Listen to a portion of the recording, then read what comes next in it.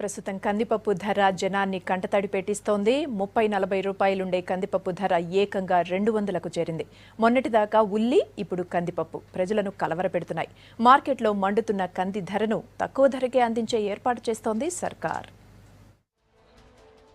కందిపప్పును సామాన్యులకు అందుబాటులోకి తెచ్చేందుకు చర్యలు తీసుకుంది సర్కార్. ఓవైపు బ్లాక్ మార్కెట్ ను కట్టడి చేస్తూనే మరోవైపు కందిపప్పును సబ్సిడీ రేటుకు అందించే ప్లాన్ చేస్తోంది.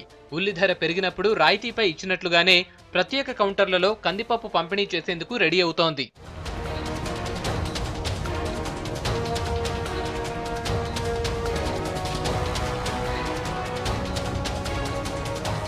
దాల్ రేట్ పెరగడంపై కాన్సంట్రేట్ చేసిన సివిల్ సప్లై అధికారులు dal mills and merchants association ప్రతినిధులతో భేటీ అయ్యారు.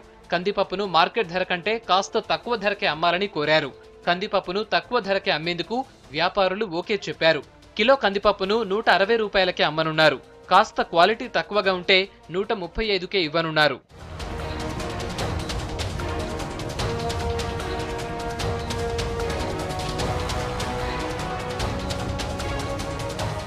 హైదరాబాద్ సిటీలో 10 దాల్ సెంటర్లు ఏర్పాటు చేయనున్నారు అధికారులు.